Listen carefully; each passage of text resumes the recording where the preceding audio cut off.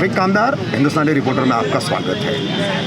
आज 30 जनवरी शनिवार के दिन मुमरा कौसा में फिर एक बार राजनीतिक उथल पुथल हुई है और ये राजनीतिक उथल पुथल जो है वो भारतीय जनता पार्टी के अल्पसंख्यक मोर्चा से जुड़े हुए कई मुस्लिम कार्यकर्ताओं ने आज कमल को ठुकरा करके शिव बंधन अपने हाथों में बांधा है और शिवसेना में प्रवेश किया है। इनके अलावा और भी कई ऐसे कार्यकर्ता हैं, कई ऐसी महिला कार्यकर्ता हैं जिन्होंने शिवसेना में प्रवेश किया है। भाजपा में हमेशा सक्रिय रूप से कार्यरत रहने वाले शादाब अहमद शेख है, साक मुलानी है, ये अपने तमाम कार्यकर्ताओं के साथ जो है आज शिवसेना में इन्होंने प्रवेश किया है। महिला है मीना कुरैशी, ये अपनी तमाम महिला समर्थकों के साथ इन्होंने आज शिवसेना में प्रवेश किया है। शादाब भाई, क्या बताएंगे, क्या वजह थी? भारतीय जनता पार्टी आपने छोड़ दी, पिछले कुछ सालों से आप भाजपा से जुड़े हुए थे, काम भी कर रहे थे अपने स्तर पर, मगर क्या ऐसे कारण है कि आपने शिवसेना में जाने का निर्णय लिया? क्या वजह? देखिए, बीजेपी में मुट्ठी भर थे मुमरा में, उसमें भी गुटबाजी, तो गुटबाजी से मुमरा वासियों का विकास नहीं होगा, उनका काम नहीं होगा। हम अपने पर्सनल काम के लिए नहीं, अल्हम्दुलिल्लाह हमारे पर्सनल काम के लिए हम करवा लेते हैं, हो जाता है, लेकिन मुमरा वासियों का जब हमारी जनता का काम नहीं होगा तो मजबूर हमने कई बार आवाज़ उठाया कि ये काम मुमरा वासियों का क्यों नहीं हो रहा है। हमारी सरकार थी, पिछली हमारी सरकार थी, सरकार में हमने बोला कि आपने यहाँ पर उर्दू भवन के लिए और गर्ल्स कॉलेज के लिए मांग करो कि मंत्री बीजेपी का बैठा हुआ है। सिर्फ आश्वासन मिला, क्या मिला? आश्वासन मिला। जैसे कब्रिस्तान का मुद्दा था, 2 बार एंकरिंग हुई, 2 बार मीटिंग हुई होम मिनिस्टर से, तीसरी बार क्या हुआ भाई? क्यों नहीं हुई?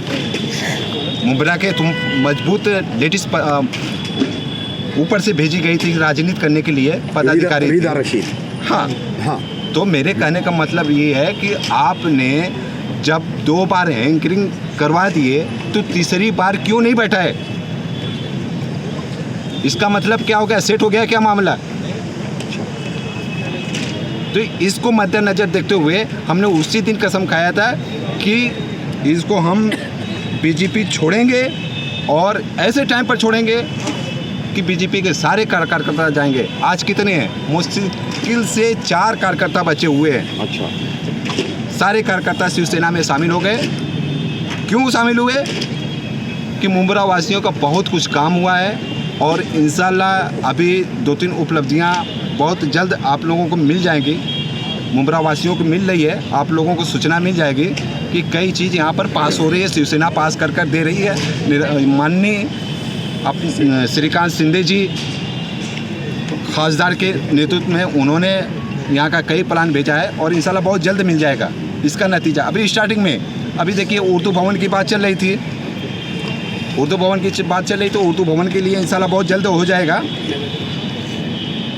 तो ऐसे अनेक छोटे बड़े काम शिवसेना कर दे रही है और ये सत्ता में रहते हुए, पिछली बार जो सत्ता थी, सत्ता में रहते हुए मेरा वही बार बार ये मैं बोल रहा हूँ कि कब्रिस्तान का मुद्दा क्यों नहीं हल हुआ सरकार होते हुए? अपोजिशन में रहता तो हम बात मानते। यानी कब्रिस्तान के मुद्दे से आप बेहद नाराज थे और उसी के चलते भाजपा का त्याग करके आप शिवसेना में प्रवेश किए हैं। ये एकदम साफ तौर पर आप हैं, इसाक भाई हैं, ये तमाम लोग जो है।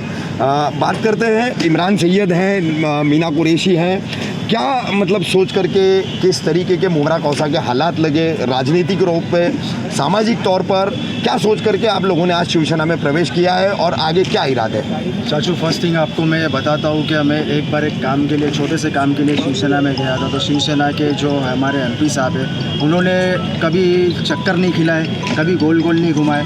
जाने के साथ उन्होंने जल्द से जल्द हमारा काम करके दे दिए। और दूसरी चीज़ ये है कि जो इतने सारे नेता है, सब कुछ है, लेकिन सबसे बड़ी मेन चीज़ है इधर एजुकेशन की, और दूसरा नशा है जो है खुलेआम बिक रहा है, इसमें लगाम नहीं कसी जा रही है। तो इसी स्टेप को हम आगे और बढ़ाएंगे कि नशे का जो कारोबार है उसके लिए हम आगे एक मुहिम चला के उसको जल्द से जल्द कम करने की कोशिश करेंगे और एजुकेशन पे हम ज़्यादा ध्यान देंगे, क्योंकि अपने मुमरा में एजुकेशन का जो मामला है वो काफ़ी लो स्तर पर चल रहा है। एजुकेशन अपने आप बहुत कम है।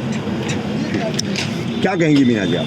जैसे कि इन्होंने कहा कि एजुकेशन को लेके बहुत तकलीफ़ है। मैंने यहाँ पर देखा है कि कुछ स्कूल की टीचर्स तक इंग्लिश में अगर आप उनसे 2 बात कह दीजिए वो जवाब नहीं दे सकते। अगर टीचर का ये हाल है तो आप बच्चों से क्या उम्मीद करोगे? सीधी सी बात है कि बदलाव आना चाहिए, लाना चाहिए, पर कहाँ से लाए? जिसके लिए हमें काकड़े सर ने कहा कि वो हमारी मदद करेंगे।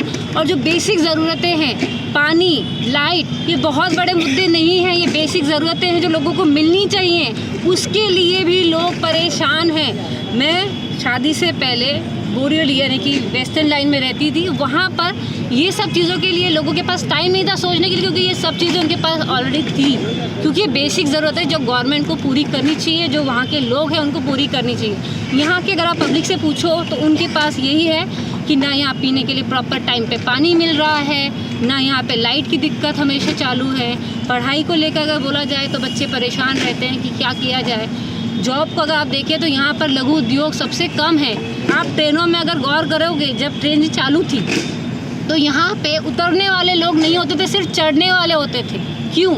क्योंकि यहाँ पर कोई भी लघु उद्योग, कोई भी काम, कोई भी ऐसा चीज़ जहाँ के लिए लोग वहाँ बाहर से यहाँ आए, ऐसा कुछ नहीं है। यहाँ से सिर्फ चढ़ने वालों की भीड़ होती थी।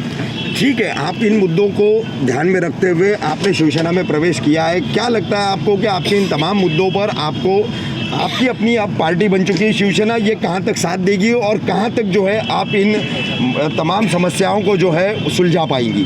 देखिए, मैं किसी के बोले हुए चीज़ों पे कभी यकीन नहीं करती। जैसे कि मैंने बोला कि मैं कहीं और से पिछले 10 साल में मुमरा में रह रही हूँ। मैंने वहाँ पर बचपन से मैंने सिर्फ शिवसेना को देखा है, और वहाँ पर कभी भी, चाहे वो एक चौल एरिया तक क्यों ना हो, वहाँ पे कभी पानी या लाइट या बेसिक ज़रूरतों की ज़रूरत के लिए दिक्कत नहीं हुई।